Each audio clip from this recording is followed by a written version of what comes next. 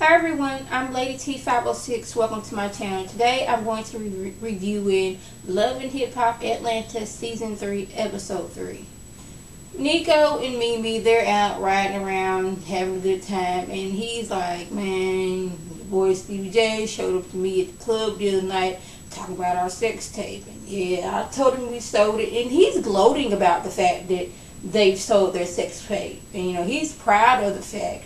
Mimi, on the other hand, she's not so happy about this because now she has to deal with Stevie J with yet another thing. Nico doesn't understand this because either he don't have kids or he doesn't have that type of drama with the mother of his children. But Mimi, she's already knowing how Stevie J's mind works and how he's gonna make hell for her. He was like, well, as long as you got me, you shouldn't worry about him. But she's like, this is my child's father. He is going to make all kinds of hell of me. Why do you keep doing this? And for whatever reason, she gets out of her car. I'm like, Mimi, I know you did not get out of your car. Because she told him to get out of the car. And he's like, I'm not going nowhere. So she's like, I'm going to leave. Really, Mimi? You leave your own possession and leave him in your car while you walk off? No, ma'am. I would have dropped him off. Since he didn't want to get out, I would have dropped him off at his house and like, okay, I can't talk to you right now and get on my nerves. But no, Mimi, she decided to take a different, route and walk off and leave him in the car.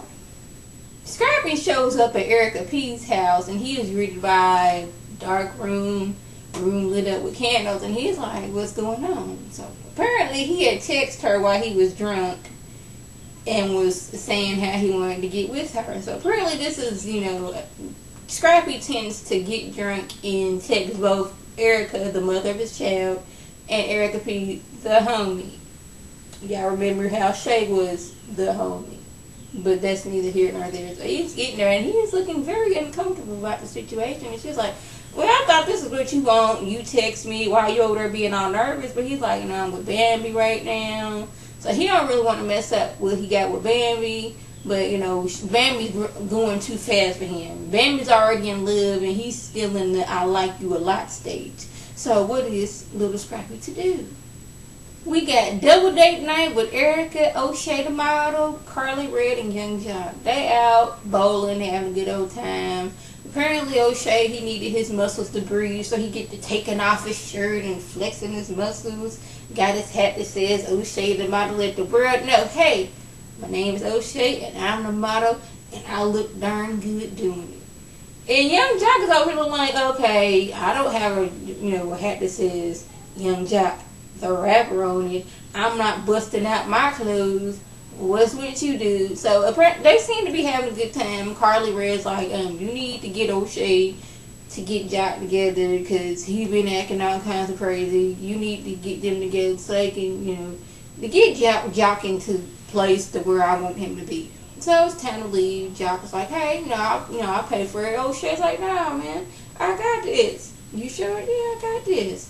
Soon as Carly Red and Young Jock get out of earshot, you got your card? Like, really? Did you really offer to pay for drinks and bowling just to, I guess, to prove something and then ask your lady to pay for it? I mean, not that there's anything wrong with, her paying when they go out, but apparently that's not the first time that it's happened.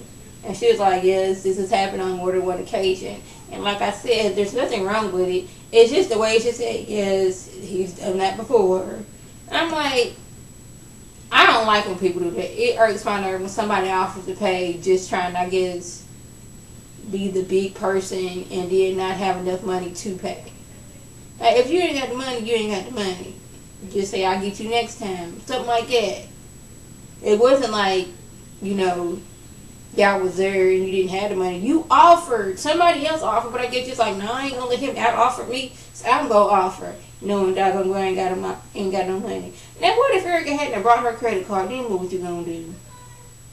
So we got Bambi walking through the pharmacy, looking all depressed. Apparently, she's late. She's kind of happy about the situation, but Scrappy hasn't said I love you. Mama D don't like her. It's like she's in a weird position right now. But that's why you gotta be careful who you sleeping with. I mean, I know not all kids who were conceived were born by two parents that love each other. I'm not that naive to think that. there's been somebody that got drunk, they had sex, and then got pregnant. But you know this, dude. You should know before y'all. You should have been using protection. If protection didn't fail, well then, you know, you did everything you could do. But the fact that he hadn't said he loved you, his mama don't like you, which, you know, that mama, he don't like nobody, so, you know, he was kind of, you know, what's the word I'm trying to look for? You know, you was kind of, you know, screwed up from, not screwed, yeah, screwed from the beginning, because Mama D don't like nobody but Scrappy and herself. She loves the grandbabies, and that's about it. May not like the mamas, but the grandbabies is a whole nother story. Scrappy tells Kirk that Bambi is pregnant, and Kirk is surprised. And I can't tell whether Scrappy is happy about the situation, unsure, or mad, because his facial expression didn't change while talking to Kurt about this. But it does, you know, make him feel better that, you know, how Bambi was up at the cabin with everybody. That Bambi, once everybody decided to get naked, Bambi's like, I will not be partaking in any of this tonight. I will be gone. Deuces. And that makes him feel happy that she wouldn't sleep with either Kirk Benzino or the both of them. So we're going to see how their relationship pans out in these next few months. So Carly Red has expressed that she doesn't like the fact that Jock has all these friends. Every time he mentions a lady, hey, my homegirl here, she didn't set it up where we get this house, where you know this homegirl, that's that homegirl for that video. Why is she doing that? Why she got to do that? I'm like, she's real. I mean, Jock may be cheating, but he's probably not cheating with every single woman that he comes across. And Carly Red, I guess she expects him to have no type of female friends. It's just her, his mama, if he got any daughters, and auntie, just family and her, and that's all. You cannot have any girls coming up to you being your friend because they want something from you. I'm like, Carly Red, you're being unrealistic about this. And like, the fact that these two want to move in together after they having all these trust issues is beyond me. Now, I know this is a scripted show, but like, if it's going to be scripted, make it believable for me and the other viewers, because then we're going to get mad and be like, okay, yeah, y'all just playing on our intelligence right now. Like, really? Are we really doing this?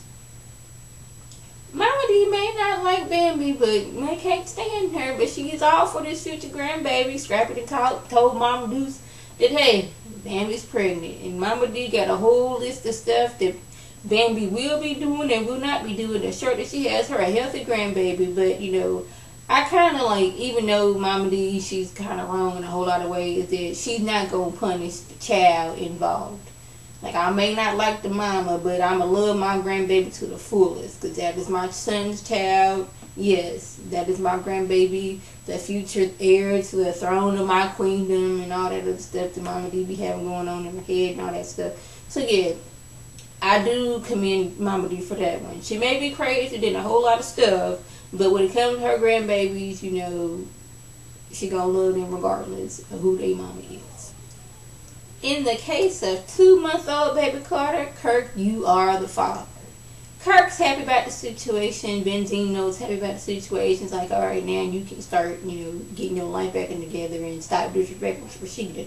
So, in Kirk's mind, now, I'm not trying to figure out how he got to how many years of age that he thought it was a good idea to take this DNA test that he's done on their baby behind her back and be like, hey, look, Rashida, let me get me a piece of paper.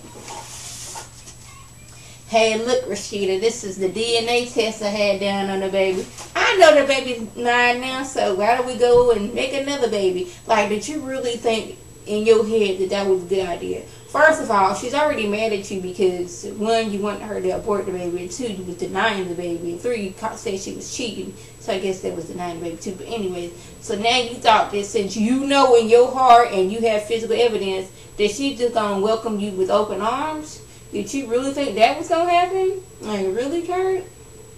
Like, how did somebody make it that age and think stupid stuff like that? Like, he really thought in his mind that, hey, I'm going to take this DNA test to Rashida, prove her that that's my baby. Everything's going to be alright. Benzino being the voice of reason, like, and you are not finna do this. I'm finna burn this DNA test up right now. Go back home and try to make it up to your wife for being the stupid fool that you are. So Carly Charlie Red kept on going on and on about the many and various females that be up and around Jock. But where is she? Up in the studio with a man who is not him, letting him rub all on her body. And then got the nerve to get mad when Jock comes in and questions her. I'm like, okay, a woman could walk by and he say hi. Who's that? You been sleeping with her? Mm-hmm, I know it. You was looking at her, y'all giving each other the eye. She been doing this these last few episodes that she's been on. And you were in the studio letting some man rub on you. Now mind you, you were in the studio recording a song that he gave you.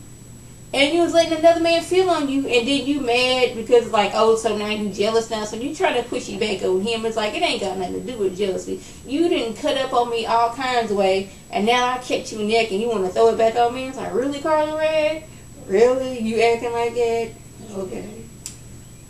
So, yeah, that was the gist of the episode. If I left anything out, by all means, leave a comment or a video response. And like always, I want to thank my subscribers and the people who watch my videos. I want you to like this video, comment, and subscribe. And share this video with your friends on Facebook, Twitter, and here on YouTube. This is Lady T signing off. Have a good one.